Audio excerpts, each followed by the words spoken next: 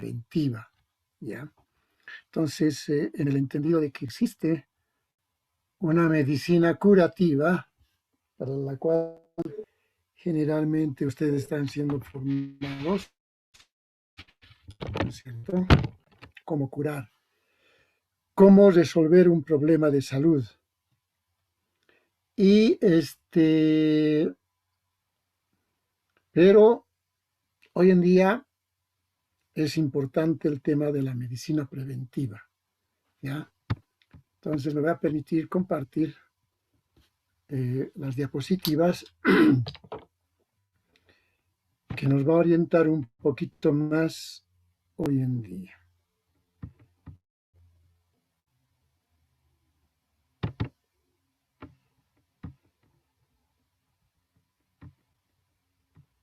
Me avisan ustedes si se ve, por favor. Sí, doctor. Sí. Muy bien. Entonces, en el término de ustedes, en el léxico médico, ya tiene que existir esa palabra, la medicina preventiva, ¿ya? La prevención. Como les decía,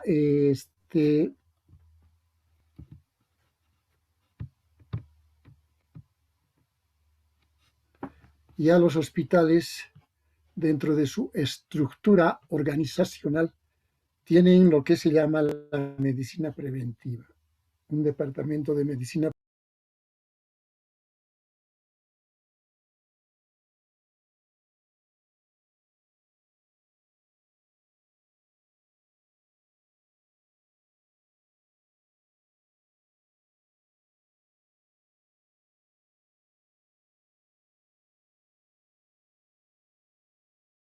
con dos objetivos. Uno de ustedes saben muy bien que existe un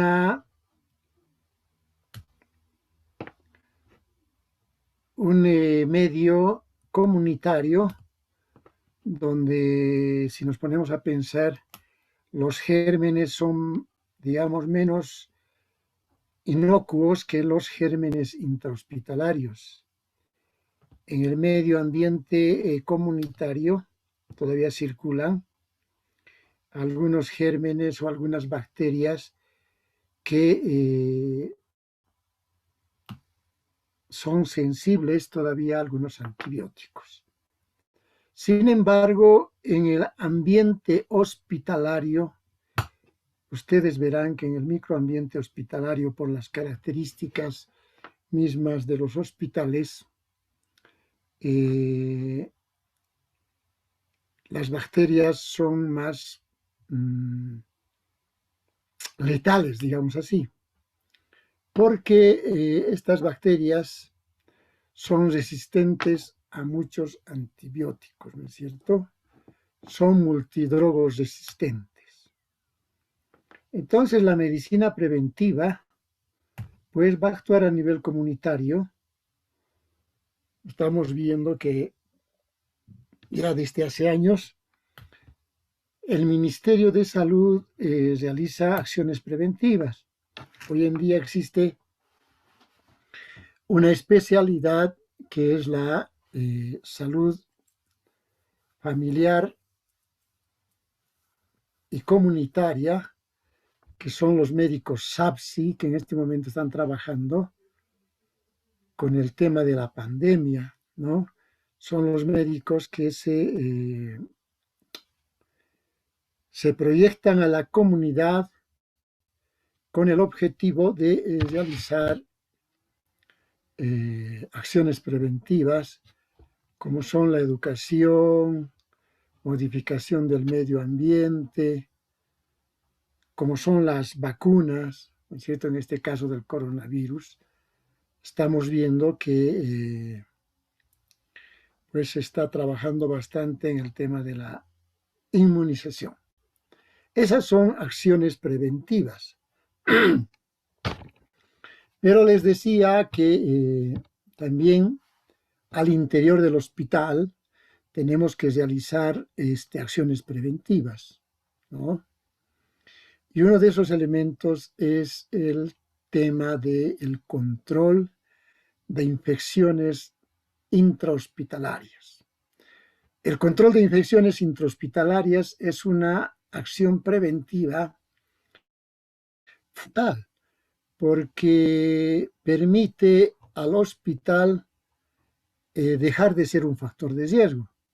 Ustedes saben que hay personas que ingresan por una fractura de cráneo, digamos así, y fallecen por una neumonía adquirida no en la comunidad, sino una neumonía adquirida en el interior del hospital.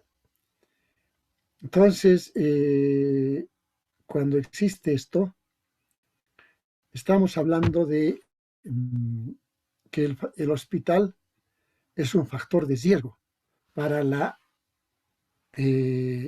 salud de la población si es que este hospital no toma los recaudos correspondientes para hacer el control de infecciones. Entonces, ingresando ya al tema mismo, nosotros tenemos que conocer bien y memorizar bien estos elementos. Seguramente el concepto de salud e enfermedad, ustedes ya lo han descrito y ya lo han también, ¿cómo se dice? Lo han conceptualizado, ya están debidos responder a algún examen. Entonces, según la OPS, ya la salud es un estado de bienestar físico, mental y social con capacidad de funcionamiento, ¿ya? Y no únicamente la ausencia de afecciones o de enfermedades, ¿no?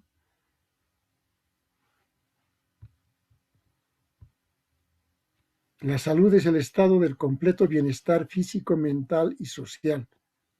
Y cuando hablamos de un equilibrio social, estamos hablando de la convivencia que debemos tener al interior de la familia, ¿no es cierto? La convivencia que tenemos que tener en la sociedad, siempre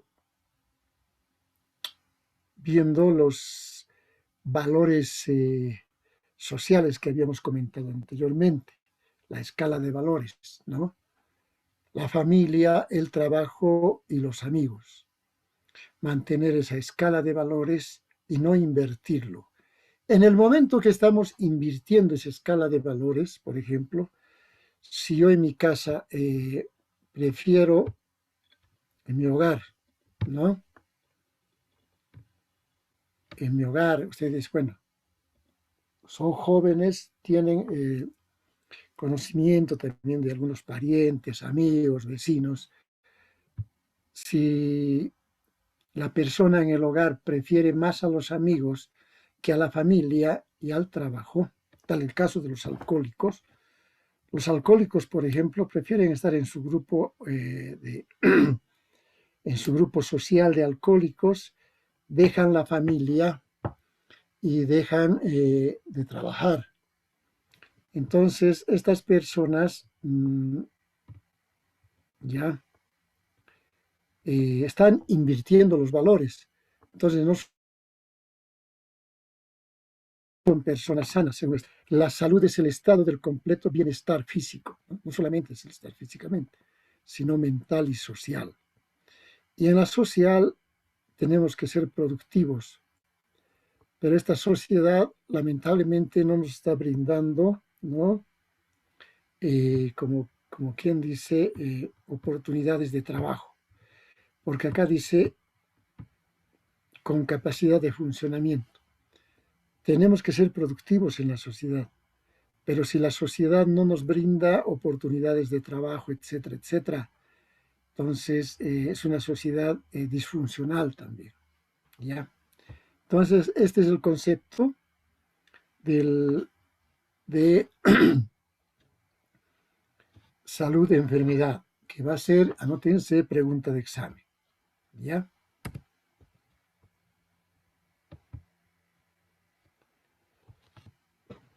Como les hablaba, entonces, en la sociedad mundial actualmente,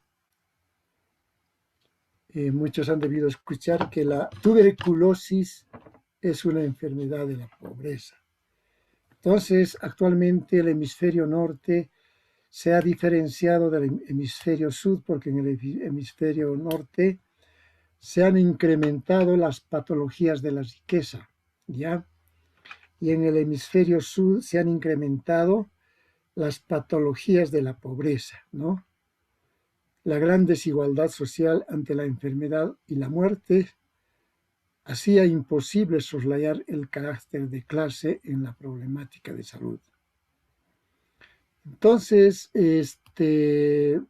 vemos que las clases sociales en este momento se están caracterizando por algún tipo de enfermedades, como por ejemplo la tuberculosis, las enfermedades inmunoprevenibles, ya son enfermedades de países pobres, ¿no? Por ejemplo, la poliomielitis en el África es una enfermedad endémica, la malaria, el dengue, etcétera, en los países desarrollados se ven poco. Y en los países subdesarrollados se ve más por las características de pobreza de estos países, ¿no es cierto? Es más, incluso vemos que algunas enfermedades emergentes y reemergentes se hacen más evidentes en los países pobres, ¿no? Pero también a raíz de el incremento de los ingresos económicos en los países ricos, se han incrementado otras enfermedades, como son las enfermedades cardiovasculares. Un ejemplo clásico, los infartos de miocardio se han incrementado en estos países del hemisferio sur. Entonces, conclusión, existen dos mundos donde la patología de la pobreza se muestra como una transversal, ¿no es cierto?, en los países pobres y las patologías de la riqueza. Entonces, la salud y enfermedad, ¿no es cierto?, tiene sus características, ¿no es cierto? Ya hemos hablado de lo físico, psíquico, mental y social. Y ya hemos hablado también que la variabilidad depende de cuatro variables fundamentalmente, que son las variables de tiempo, lugar, cultura y religión. ¿Ya? Entonces, la variable tiempo y lugar, pues es importante porque en algunos lugares no se presentan estas enfermedades.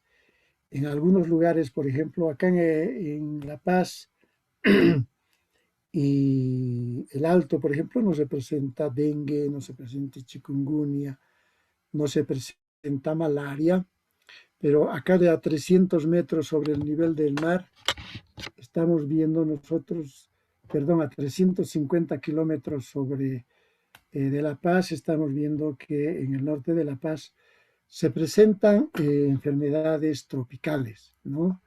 Como la fiebre amarilla, la malaria, el dengue, el hantavirus, las fiebres hemorrágicas boliviana, etcétera, etcétera. Entonces, vemos que estas variables de tiempo y lugar son importantes.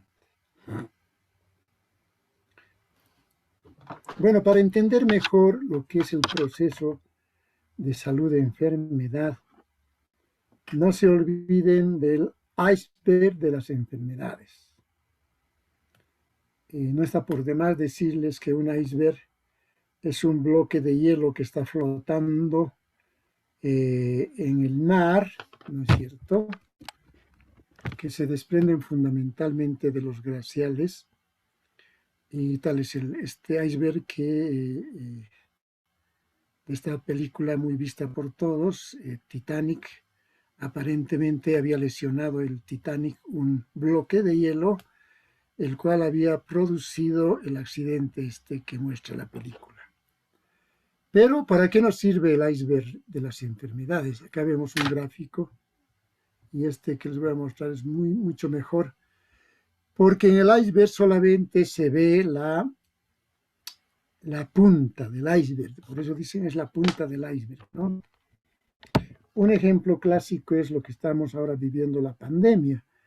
Lo que se ve en los hospitales, lo que se ve en las terapias intensivas, ya saben ustedes que el 80% del COVID lo pasan asintomático y eso no se ve, está debajo del agua.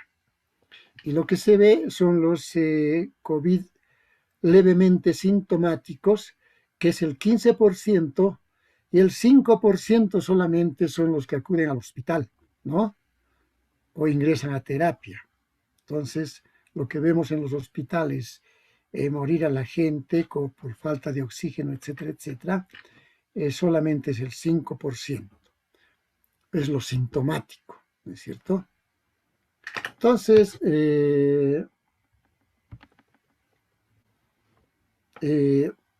y lo que no se ve es lo que se llama, también esta va a ser una pregunta de examen, anótense, lo que no se ve es lo que se llama la enfermedad silente o silenciosa, ¿ya? O enfermedad latente o asintomática. Lo que está debajo del iceberg son los famosos llamados portadores sanos o portadores asintomáticos, ¿de acuerdo? Entonces, los portadores asintomáticos son aquellas personas que tienen el virus, pero no manifiestan enfermedades. Quizás son los que más están ¿cómo se dice? Son los más peligrosos porque son los que están transmitiendo las enfermedades. Entonces, el iceberg de las enfermedades, principalmente de las enfermedades infecciosas, la sintomática es un leve porcentaje. La fiebre amarilla, por ejemplo, o el dengue, etcétera, todos tienen esa parte sintomática que se ve. Sin embargo, la parte que no se ve es aquella que está transmitiendo la enfermedad, son los portadores asintomáticos. Bueno, otro elemento importante que debemos conocer es la unicausalidad. Esto para hablar de lo que se llama la salud pública o hablar de epidemiología. La unicausalidad, ¿no?, está relacionado al modelo biométrico en que la enfermedad es producida por una causa específica. Muchas veces habrán podido escuchar de que causa desconocida. Sin embargo, la medicina siempre está buscando la causa, ¿no es cierto? Y la epidemiología, que es el tubo neural de esta cátedra, es precisamente la que busca, mediante los modelos matemáticos y los modelos de investigación, es lo que busca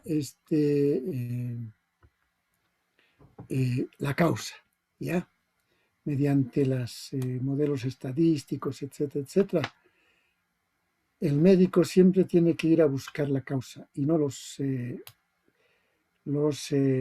¿cómo se dice?, los factores condicionantes o desencadenantes. Si nosotros no encontramos la causa, no podemos realizar un buen tratamiento. Pero hay enfermedades que también, ¿no?, son multicausales, ¿ya?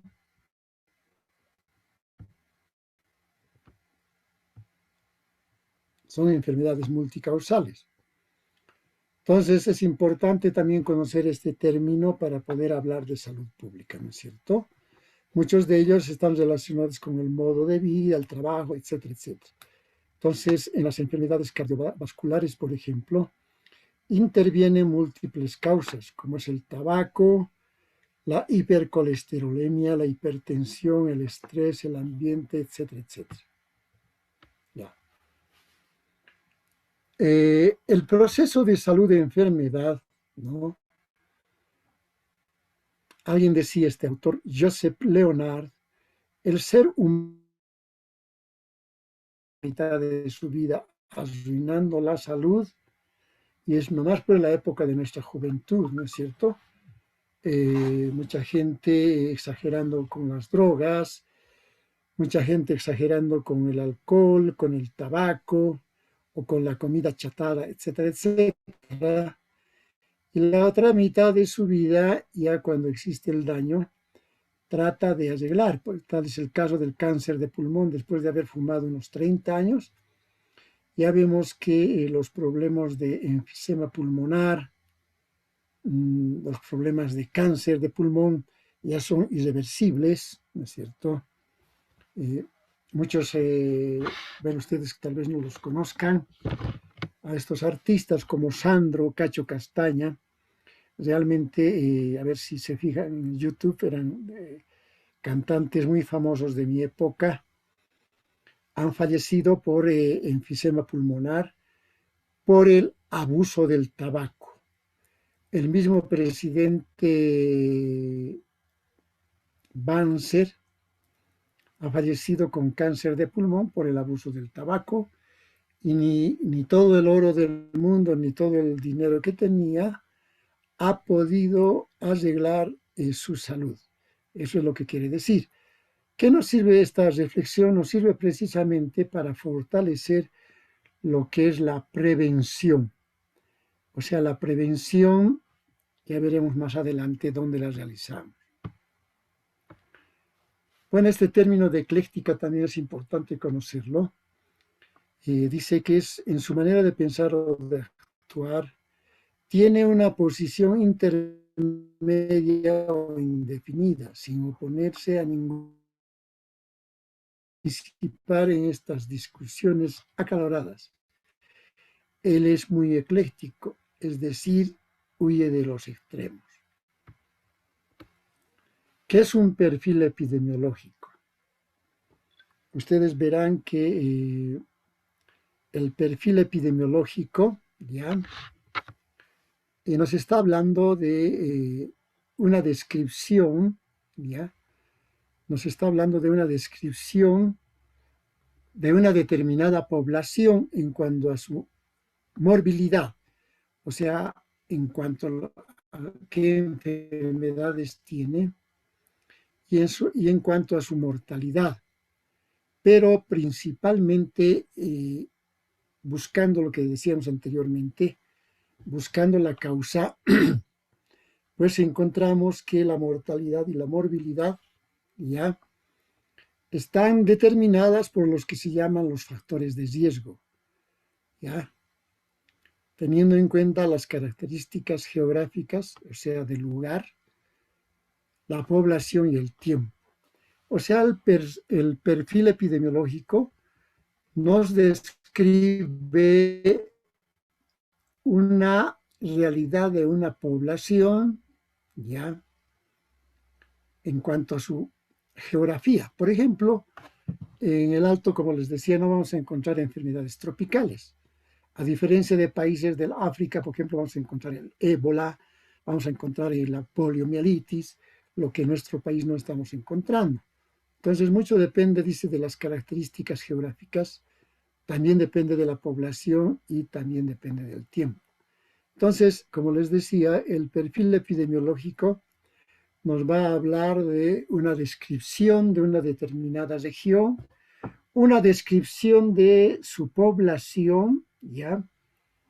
Y en estas decimos qué enfermedades son características de esa población, decimos qué enfermedades son características de la mortalidad, o sea, qué enfermedades causan mayor mortalidad, ¿no es cierto? Entonces, esa descripción se llama perfil epidemiológico.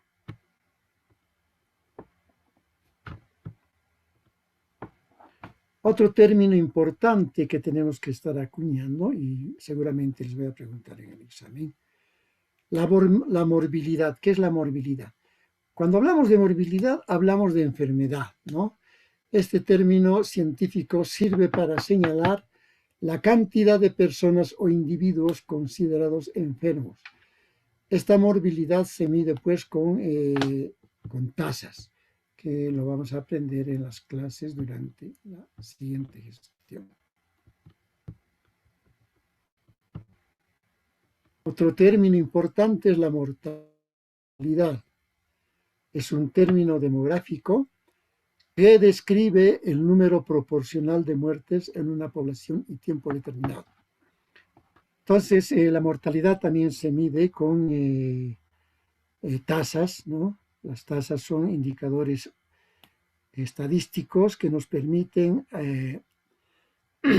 expresar cuántas muertes por 1000 habitantes o cuántas muertes por millón existe en una determinada región, pero nos permite también comparar cómo estamos en mortalidad con relación a la Argentina, con relación a Chile, con relación a Rusia o con relación a Estados Unidos. ¿Ya? Entonces es así que se define la tasa bruta de mortalidad como el indicador demográfico que señala el número de defunciones de una población por cada 1000 habitantes durante un periodo de tiempo, generalmente es un año.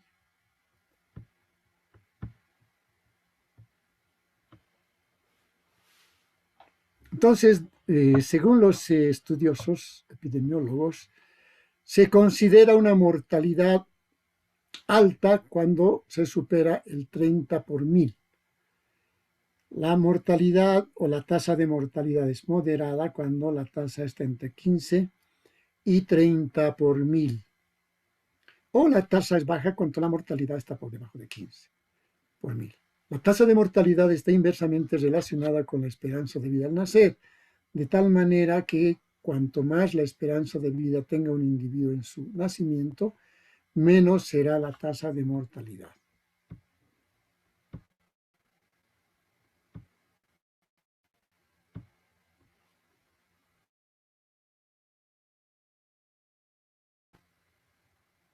Indicadores en salud pública son la prevalencia y la incidencia.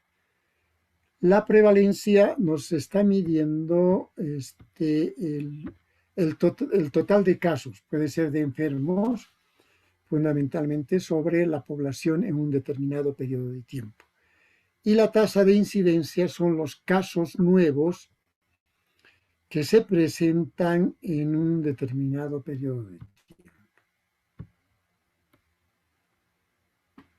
Entonces, para evaluar la salud de una población, ¿no es cierto? Tenemos pues los indicadores tanto de morbilidad y de mortalidad, que en el transcurso de la materia lo vamos a analizar, cómo se calcula, cómo se interpreta y para qué sirve. ¿Ya? También hay indicadores de natalidad, ¿no? La natalidad nos habla del número de nacimientos sobre la población total, ¿es cierto? O sea, cuántos niños nacen en un determinado de tiempo en una población. Bueno, de la morbilidad ya hemos hablado, de la calidad de vida también. Esto les decía, los indicadores de masuridad son la mortalidad infantil, la mortalidad materna. Estas fórmulas que están viendo acá, en las próximas clases las vamos a recordar. Vamos a hacer algunas prácticas, así que no se preocupen en esta clase. Igual la fórmula de la esperanza de vida al nacer. Vamos a aprender a calcular, vamos a aprender a interpretar. Bueno, existen entonces, como les decía cuando les hablaba del perfil epidemiológico, los factores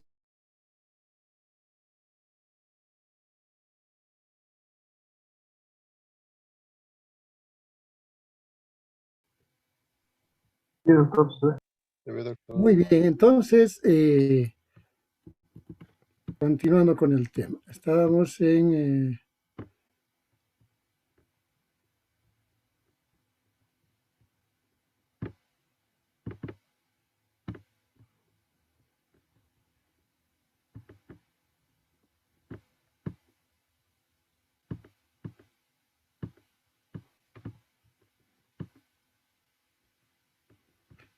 que los factores determinantes de la salud.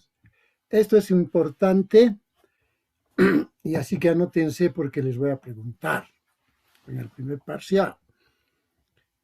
Entonces, los factores determinantes de la salud, según la OPS, la OMS y la LONDE, yo les voy a preguntar cuáles son las determinantes de la salud, ¿no? Si es el conjunto de factores personales, sociales, políticos y ambientales que determinan el estado de salud de los individuos y las poblaciones. ¿Ya? Entonces, estos son los 4 determinantes de la salud. Según el ministro de Salud de ese entonces, ya hablábamos del año 1975-80, la LONDE, ya, de Canadá, y muchos expertos salubristas, no solamente, como les decía, que la salud era una ausencia de la enfermedad, sino que existen también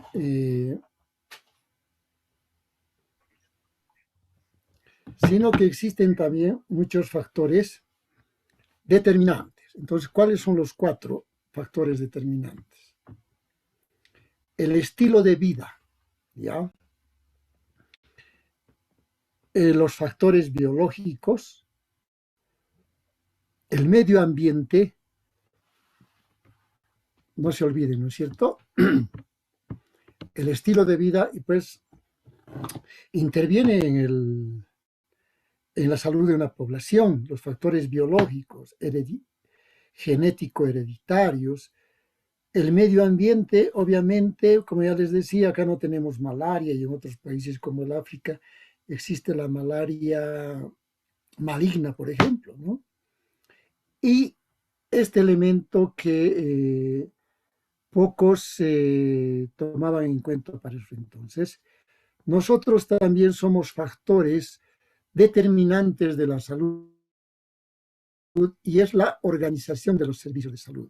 Entonces, ustedes me van a responder el estilo de vida, los factores biológicos, el ambiente y los servicios de salud. Esos son las 4 determinantes de la salud según la LOMDE. ¿De acuerdo? Dentro de la historia natural de la enfermedad, ¿no?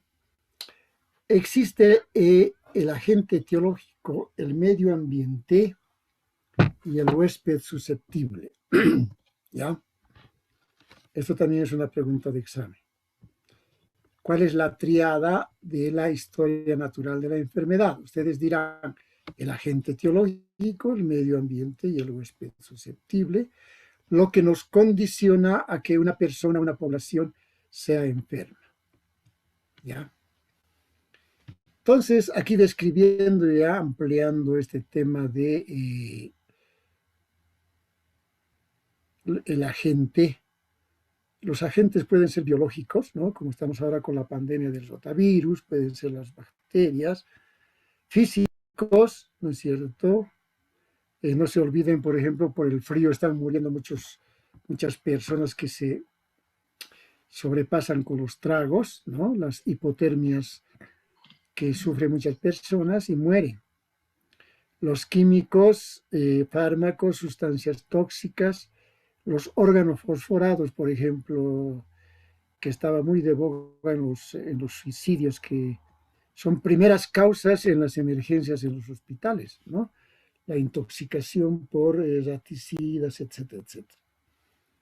Y los mecánicos, como los choques violentos contra los tejidos, abrasiones, laceraciones, luxaciones y fracturas.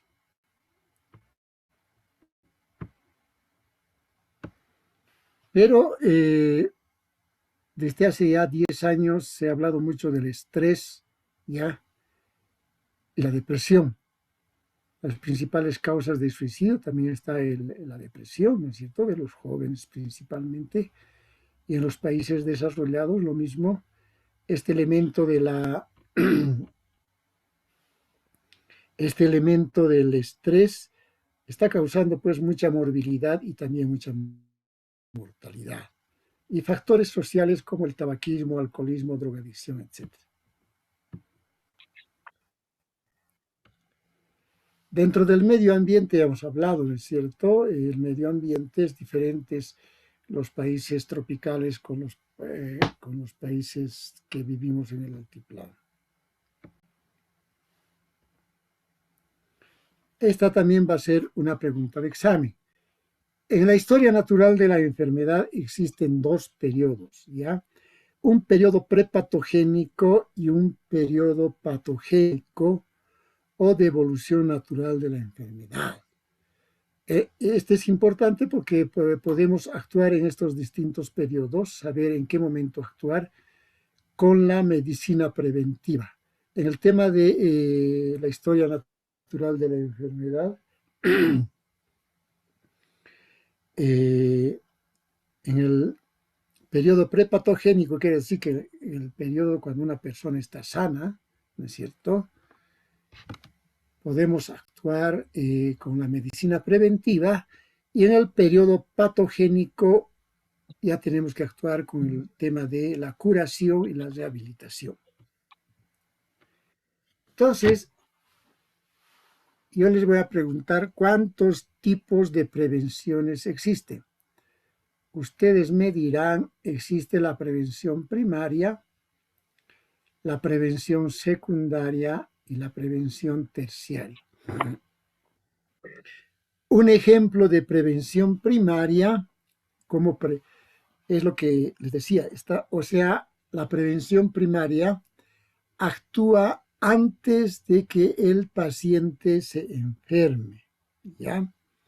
Y un ejemplo claro es la vacuna, ¿ya?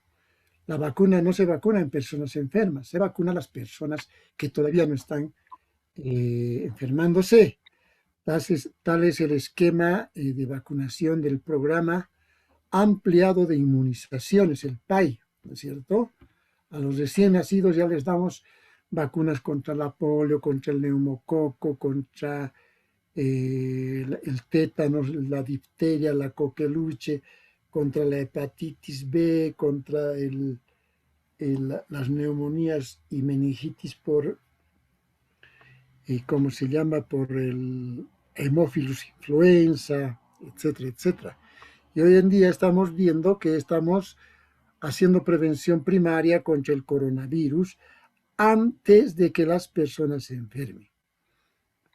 Las vacunas tienen, según sus características, mucha efectividad de acuerdo a la enfermedad, ¿no es cierto? Y al tipo de vacunas también.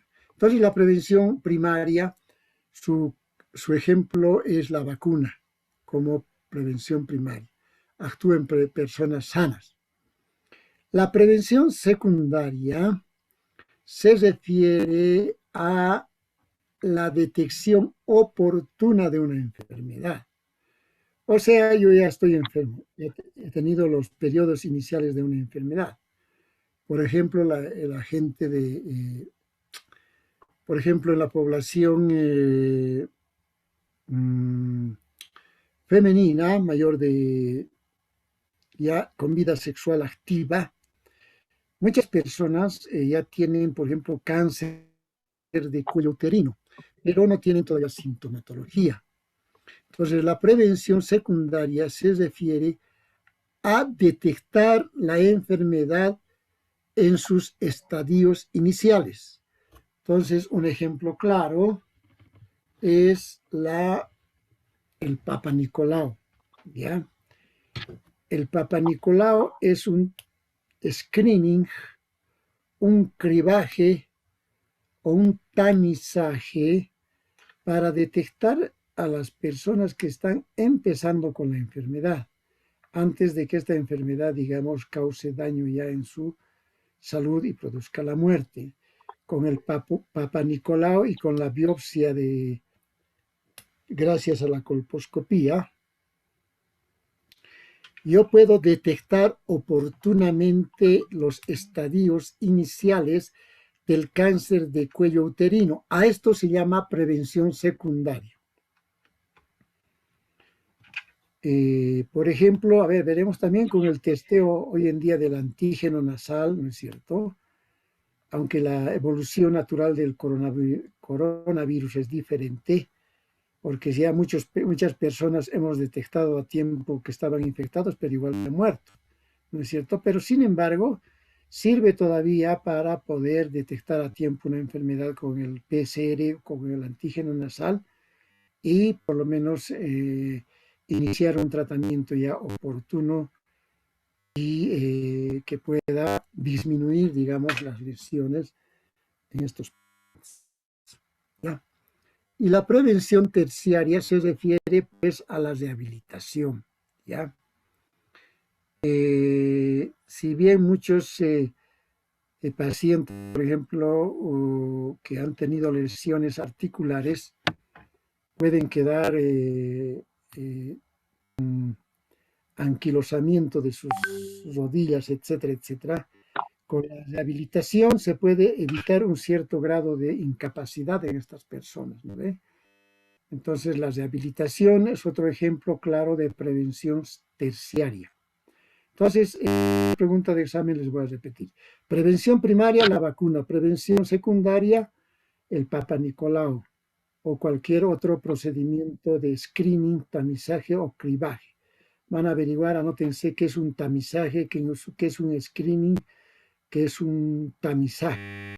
Por ejemplo, para el cáncer de próstata se hace el antígeno prostático como una actividad de cribaje para detectar a tiempo antes de que el cáncer de próstata esté elevado, ¿no es cierto? Igual el Papa Nicolau. Y en la prevención terciaria, como les decía, es pues ¿no es cierto? El elemento de la rehabilitación. Aquí está.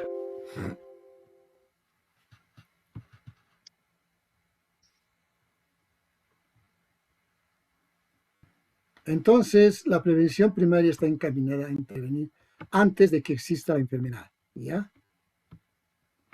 La prevención secundaria, como les decía, incluye el diagnóstico precoz de la enfermedad.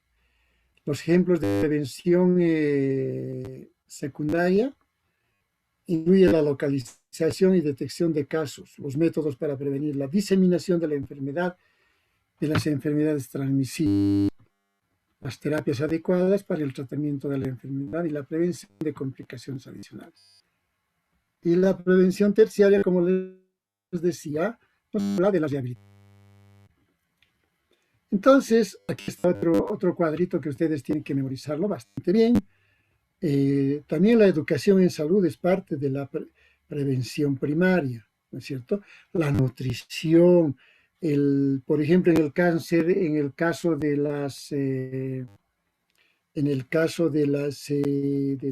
mal de Chagas, la dotación de viviendas adecuadas, ¿no es cierto? Es una forma de prevención eh, primaria, porque ustedes saben que la vinchuca vive en las casas eh, eh, precarias, ¿no es cierto?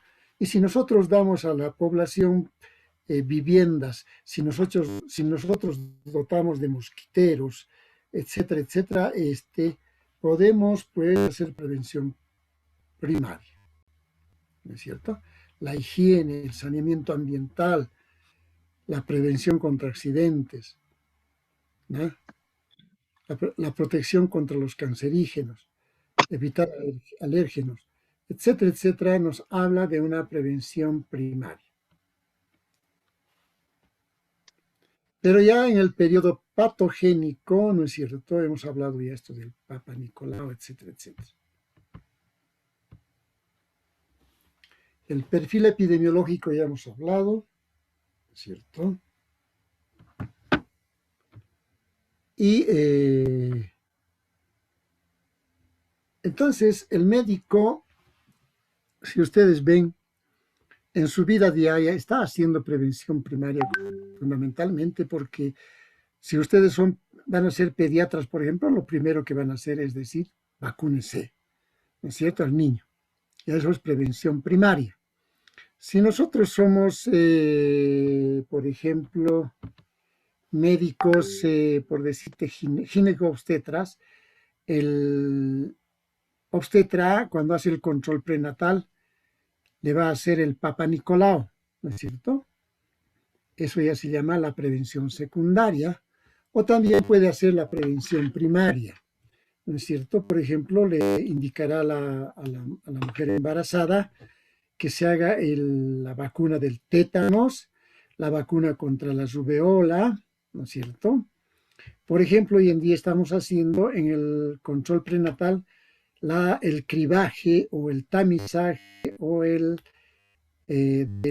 VIH, ¿no es cierto? Es obligatorio hacer el testeo para ver si como prevención secundaria, si la embarazada, ¿no es cierto?, es portadora del VIH.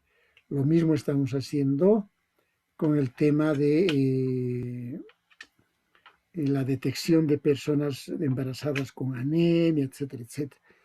Entonces, si ustedes ven la historia clínica perinatal, fundamentalmente hay actividades de prevención secundaria y primaria en esta que realiza el obstetra.